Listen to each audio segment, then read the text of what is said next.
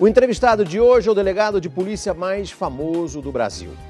Protógenes Queiroz prendeu Daniel Dantas 2 vezes, Paulo Maluf, o mafioso russo Boris Berezovsky, Celso Pitta, Nagy Narras, o contrabandista Lau Quinchon e o Debrando Pascoal. Protógenes Queiroz vive a singular situação de estar à beira de ser demitido pela Polícia Federal, acusado de inúmeras irregularidades. Ele acaba de se filiar ao PCdoB e será candidato a... Boa pergunta. É a pergunta que faremos a ele daqui a pouco. O delegado, é um prazer recebê-lo aqui na Record News. A primeira pergunta, delegado, é: a Polícia Federal quer demiti-lo por que irregularidades? São fatos injustificados, não existe nenhuma prova, né, que fundamente uma demissão ou qualquer mesmo uma mínima punição contra mim.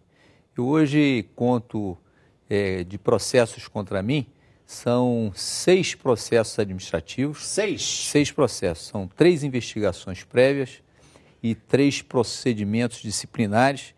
Quer dizer que há mais processos contra o senhor do que contra o Daniel Dantas? Sim, com certeza. Eu já acumulo 9 procedimentos contra mim. Né? Uma ação penal, um inquérito, daquele inquérito do grampo que não existiu, né? Que também eu fui arrolado lá como suspeito. Suspeito de ter feito grampo. Exatamente. E ainda não acharam o áudio do grampo? Não tem. Né? Cadê o áudio?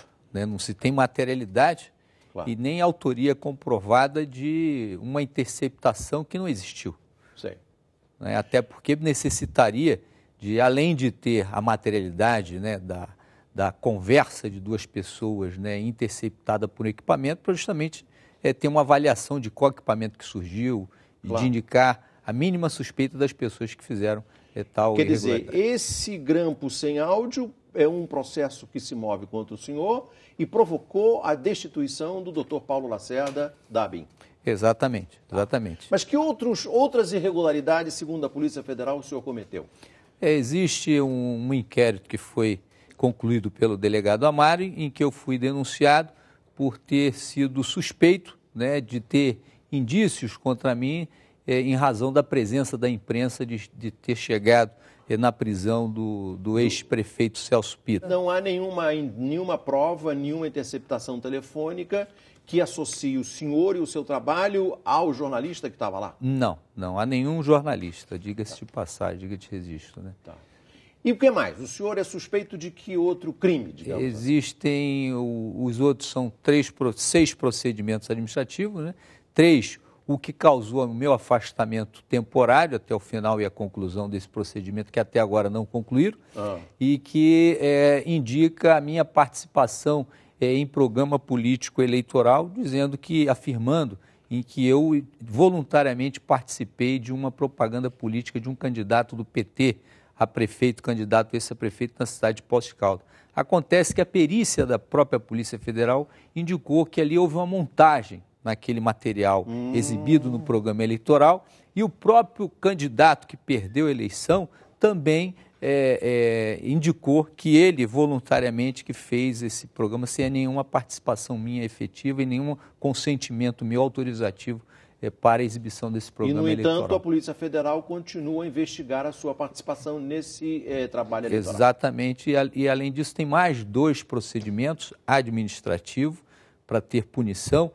Uma é contra o blog do Protógenes, que é um blog que foi feito pelos brasileiros, né, e é administrado por jornalistas, advogados, pessoa comum do povo, operários, e que tem um texto que a Polícia Federal reputa que aquele texto é um texto atentatório aí contra a imagem da Polícia Federal, né, e atenta praticamente impedir a liberdade de imprensa, porque ao indicar um procedimento, ela tenta intervir na própria liberdade de imprensa. Né? Nós sabemos, o senhor falou disso em algumas oportunidades, e aqui é uma outra oportunidade para o senhor tratar disso, mas quando o senhor foi prender o Daniel Dantas, ou foi prender o Celso Pitta, e na mesma Operação Satyagraha o senhor prendeu o Daniel Dantas, houve uma batalha que o senhor travou contra a própria Polícia Federal, que não queria que o senhor prendesse o Daniel Dantas, não é isso? Exatamente. Como é que foi isso?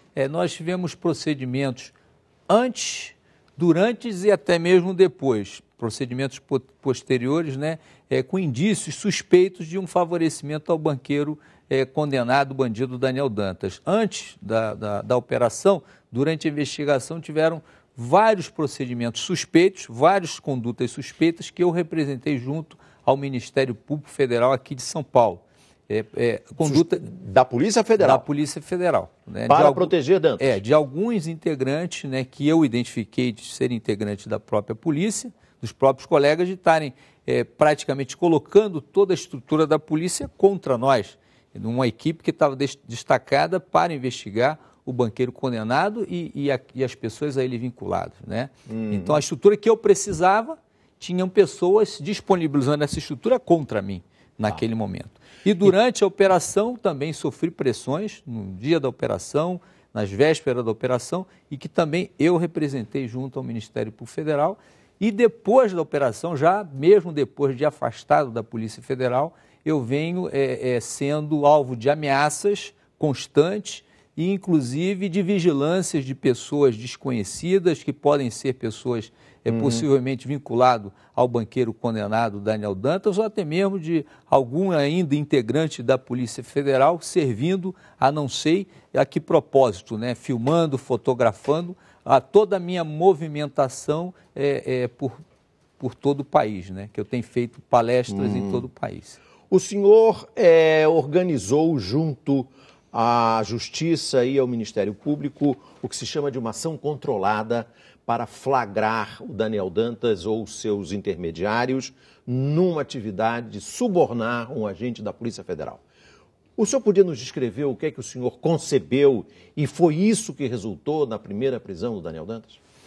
No primeiro momento, essa ação controlada, houve a necessidade para tentar salvar todo um trabalho de investigação de praticamente 4 anos de trabalho, né, onde nós tivemos aí praticamente ameaçado o nosso trabalho com a publicação de alguns dados da investigação pela Folha de São Paulo no mês de abril. Uma reportagem da jornalista Andréa Michael. Da Andréa Michael, né? E aquilo causou um prejuízo muito grande. Aquilo poderia ter desorganizado a Satyagraha. Sim, e num primeiro momento desorganizou, mas depois nós retomamos com ação controlada, né, perante o Judiciário, que nos deu condições para que nós executássemos o trabalho no dia 8 de julho, mas que esse trabalho foi ameaçado com essa publicação indevida. Como foi a ação controlada nesse restaurante Tramvia aqui de São Paulo, em que o senhor filmou e gravou o áudio dos agentes do Daniel Dantas tentando subornar um colega seu da Polícia Federal? Como é que foi isso? Ali já foi uma parte, né, praticamente a parte quase que final da ação controlada, que a ação controlada ela se encerra com a prisão, né, do intermediário, do Hugo Chicarone, em sua residência com mais de R$1 milhão de reais, e parte do dinheiro já tinha sido apreendido durante essa operação controlada. E ali naquela filmagem, exatamente foi o ponto alto em que aquele intermediário aparece, né, o próprio intermediário direto, né, do Daniel Dantas, né, que seria, né, o Hugo, e aparece ele ofertando ali a quantia de alguns milhões de dólares para poder, né, tirar o próprio alvo principal, o banqueiro condenado Daniel Dantas da investigação e alguns integrantes. O objetivo era subornar o agente federal para tirar o Dantas da investigação, livrar a cara dele. Exatamente, subornar, né, o delegado Vitor Hugo. Com R$1 milhão de reais. Com $1 milhão de dólares. Né? $1 milhão de dólares. A princípio seria $1 milhão de dólares até chegar a $5 milhões de dólares, que era o teto final da proposta. E ele só queria isso, tirar o Dantas da investigação, tirar ele próprio da investigação, ou ele queria mais alguma coisa? Não, só queria a proposta, a princípio ele queria impedir a operação, e nós levamos ele a um determinado limite para ver se agregávamos mais informações de quem estaria vinculado nesse plano. E dali ele viu que não ele teria, né, todo o intento, e apenas ele viu, né, para tentar salvar apenas o próprio banqueiro condenado, a irmã do banqueiro condenado e o sobrinho do banqueiro condenado.